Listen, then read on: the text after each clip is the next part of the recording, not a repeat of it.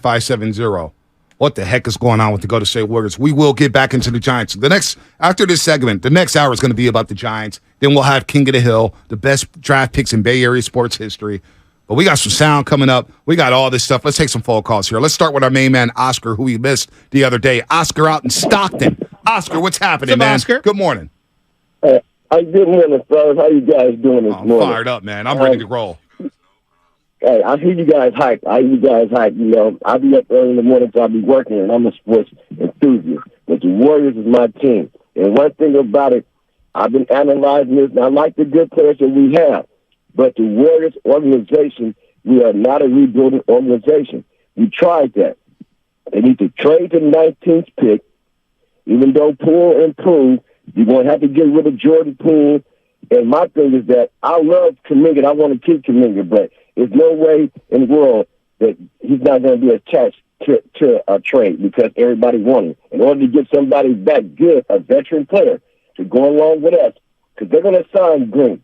Draymond Green is going to get signed to probably a 3-year, $29 million deal, and he's going to be matched with Curry to contract him. We are still in the hunt, man. These guys had a good season, but we had a poor playoffs, and that's due to the rest of the bench. And that punch, it did affect the whole season. We know that, but we still made it to the second round against the Lakers. But the Warriors are not going to trade their veteran players. We got to get off the 19th pick. We got too many young cats on the team right now. So can I ask a question?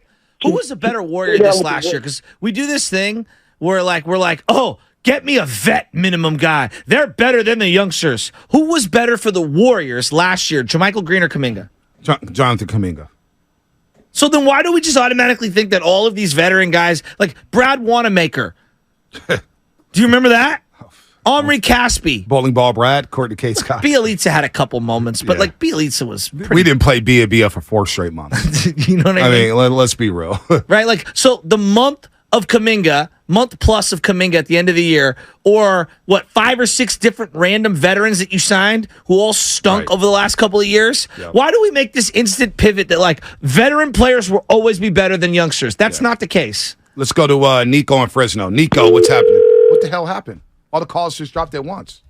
What the hell happened? I don't know. 888-957-9570. Just had full phone lines. They all gone. Call us back. 888-957-9570. That was the strangest thing ever. It's a shame. It's embarrassing. Are the aliens coming from outer space? Are they tapping into the phones? Are they saying we don't want any of these takes? Because I was going to Nico in Fresno, and he had a take, folks. Well, do you believe in aliens? I'm iffy on them. Iffy? The truth is out there. Back to X-Files. I do believe we are not the only thing out there. They said the summer of love. He did that intentionally. He wants to move all the topics back to the Giants and their 10-game win streak. Yeah, no, we need to chill. We're going to that Giants an hour. It is draft day, though. And we got a dynasty here. We got a 10-game win streak in June, and it's all fine and dandy. But we all believe the Giants ain't winning no World Series. A lot of people believe that. You got some major moves happening down at Chase Center. Things that could change the trajectory of this organization. We're at a breaking point right now, folks. Draymond Green is opted out. Clay's got 1 year left on the deal. Steve Kerr's got 1 year left on the deal. Steph Curry's 35 years old. What is going on with Andrew Wiggins? What is going on with Jordan Poole? He's hanging out in London. What is going on with Kuminga? Is Kuminga going to be back? 15 minutes after Game 6 was over, there was a report that Kuminga wants to see more minutes. His people said, if he don't see more minutes, we would like to shop around. And then he said, he's going to be working out in Miami, New York, and Houston to shop around and showcase himself around the entire league. So what's going on with Kuminga? You know what I'm saying? It's a big day. It's a big offseason. They shape the next 5 to 10 years of the Warriors organization. That's where we're at here, folks. So do I sound desperate? Hell yeah, I do. Well, you sound like Messi Marv. I'm trying to get on your hype. You should, because the Boston Celtics just traded Marcus Smart. They said to hell with it. We got to make moves. So what's going on? So what is going on? 888-957-9570. That was the weirdest thing with the phone lines. It was the weirdest thing. Why are you looking at me? Like I that? just I What's thought wrong? you were Are you going to okay? kill. I thought you were going to kill someone back there. Why was I going to kill? No, you just I'm looked not at. gonna kill. You're like, what happened to the lines? It's just weird. I went to Nico and they all just hung up at the same time. Bonte, I'm so like. It feels like all of a sudden you just woke up with like a ice bucket challenge. No. And no, just hear me out here. It feels like all of a sudden you had an epiphany. Like everyone needs to be on the table. And I did feel like there was a lot of resistance. And I'm not saying you. I'm just saying in go ahead, say general me. to moving Clay, moving Draymond. Just in general, it felt like a lot of resistance. I've had the setting since they lost to the Lakers, and it felt like they were losing Lakers. I'm like, look, man. Curry is etched in stone. Everything else is on the table, and everything should be on the table. And a lot of people were giving me flack for that. And now, because of some movement in the NBA, we're all of a sudden everyone's pivoting, which I'm here for. I want us to. I just find it surprising. Well, I find it surprising. Number one. I've always been open to trading Draymond Green. Don't forget, 3 years ago, That's true. Your boy cooked That's up true. the 3-team trade to bring Ben Simmons here. Now that did not age well because Ben Simmons is not interested in playing basketball. He's done with that. He'd rather go buy a car every 2 weeks, as Howard Eskin said, the king of Philadelphia, sports radio. So that did not age well. So I'm not hell-bent on Draymond Green because just from basketball. When you think about basketball, folks, when he's holding the ball at the top of the key, waiting for Steph to come off the screen, that is predictable offense. How many times did the Sacramento Kings blitz the passing lanes? To the point where Steve Kerr said, I got to shake it up and go to the one big lineup. All right? He had to shake it up. Draymond Green, from a basketball standpoint, against the LA Lakers, cannot finish at the rim. And the great defensive player that Draymond Green is, and he had a good year last year. He had a really good year on the court. But is that enough to get you over the top? Can you give a guy 27 to 30 to $33 million to say, you know what, we're cool with him averaging 8 points a game? Can you? With the way Clay is aging, with the way Jordan Poole play, is that good enough? That's all I'm asking.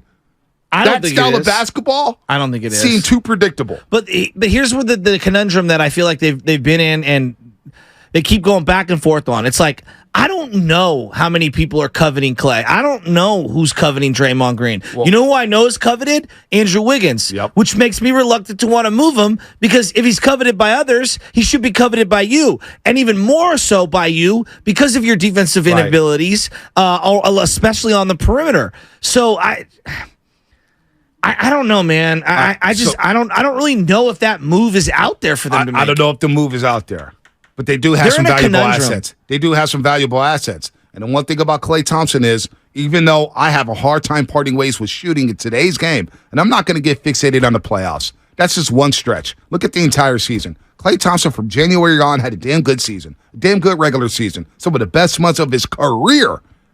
But he's got an expiring deal for $43 million, and that's an attractive piece. Could I get 2 players for Clay on this team if Draymond does walk? I don't know. Everything for me is on the table. And you see that with the Boston Celtics. You see that with Memphis Grizzlies. You see with the Sacramento Kings are up there with Mike Brown and Monty McNair saying, we can cook something up to go get OG Anunoby and Pascal Siakam. So hypothetically, and I'm just going to random names, like they get Draymond Green sign and trade, and they get a Monty Morris and, some other random big. One of the Lopez. I'm just using some random names here. One of the Lopez's. I think a lot of Warrior fans' heads would explode. You got rid of Draymond Green for these 2 guys? Now, it might make a lot of basketball sense, and you might be onto something like, yeah. But, man, he's a legend.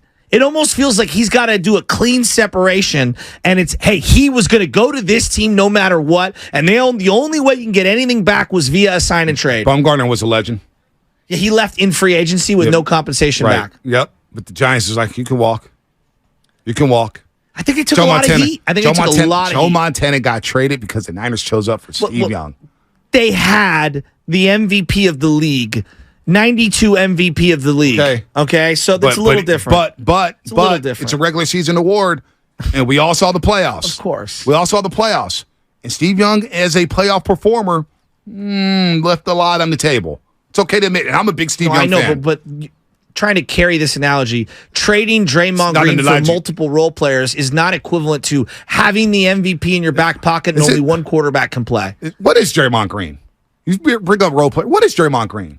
Isn't it a guy who essentially averages 8.7 rebounds and 7 assists, a role player? I think he's one of the the great glue guys of all time. So what are we talking about here?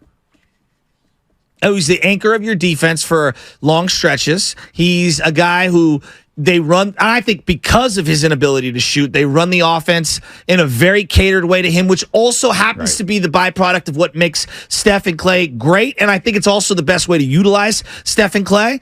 But he is the facilitator on offense.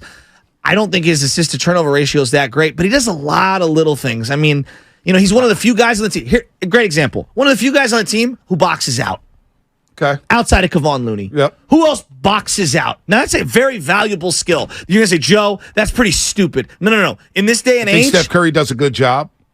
I think Steph Curry does a good job as a guard. Steph ain't clearing out rebounds Jokic. well. He rebounds well as a guard. Yeah, for sure. He rebounds well as a guard. Long rebounds. He does, but he boxes out well. And there's I think a his reason. fundamentals are Because good. Dre may not get the rebound, but he does clear guys out. He sets great screens. I do believe at time he has phenomenal understanding of pacing for the team. And, I'd love his offensive game to open up. The question also is how healthy is he going to be moving forward? That's a gamble as well. Listen, man. Listen. You cannot unsee what happened last year. Draymond on the court, okay. We could look at everything he's done. Everything he's done. Last year didn't feel like it was over the top. Like Sean Livingston said it, the energy was off. It was off. How do I get that energy back? Can I have that? Can I get that championship energy back with the same guys in that locker room after what took place last year? They're telling you that they want to run it back. I don't know if they believe that, but that's what they're telling everybody. All right, sorry, folks. We got an issue with the phones here. I was just about to go to Nico again.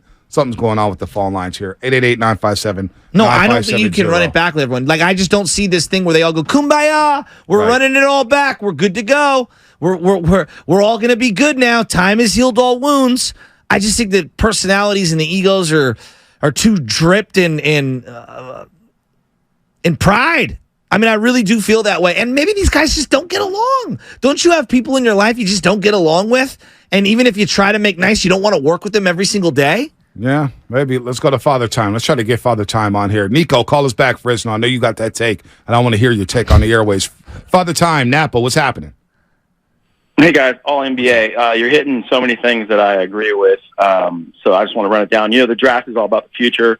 This notion of the Dubs, looking back, I'm more excited. It's always more exciting to think about what can be. I mean, we've had a great history, great run. But anyway, Draymond Green has to agree to sign and trade. And he's not going to agree unless it's a trade to a team that he wants. I think that's going to be tough. He's a free agent. He probably is going to walk. That's my opinion. And that's a bummer because I think we should have traded him before this season. Everybody's getting older. The big three, all in their mid-30s. Nobody wins championships. You got to get younger. You got to get more dynamic. Think about this.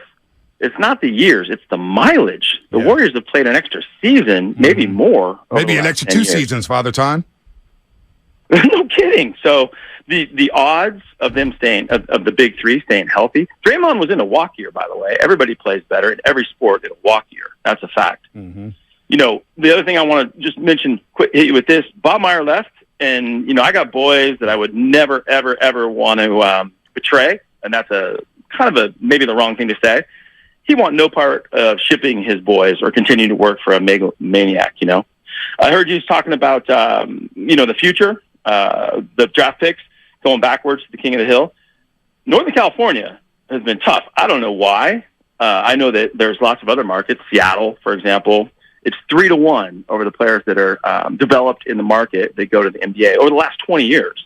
So Jay Kidd, all-timer, it goes down from there over the last 25 years. So, hey, man, get out there and play some hoops, NorCal. Last thing I want to tell you, going backwards, the Gray album, Danger Mouse, remixed the White album by the Beatles and the Black album by Jay-Z. It's not available, but it is so dope. I'm going to have to listen to that. So dope. Jay-Z right now in Paris at the Louis Vuitton spring catalog, him and Pharrell. Dude, Jay-Z had a leather jacket, brown leather Louis Vuitton jacket that was so sick. So sick. LeBron James actually had diamond bottoms. And you see the grill?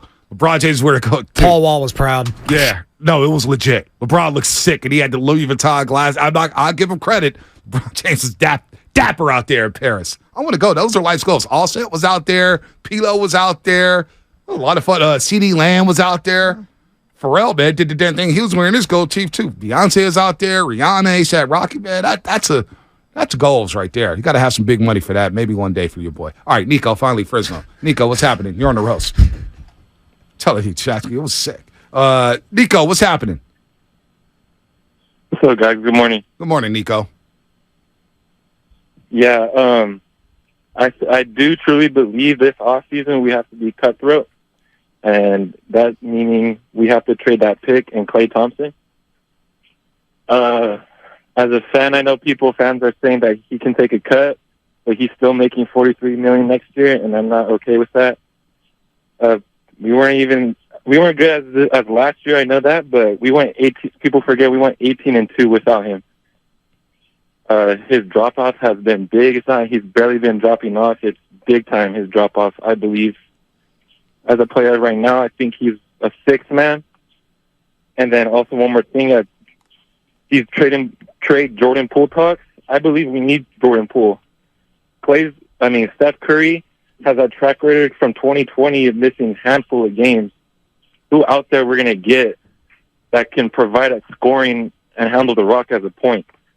I don't think there's too many guys out there that we can get who, all right, when Steph Curry's out, can do that. All right, good call, Nico. Rocky in Oakland. I don't know who we could get. I don't know who's on the board, but it seems like there's going to be a lot of movement in the NBA because of that CBA. The new CBA deal has a lot of franchises panicking, and they're trying to get under that floor and make sure it exists money.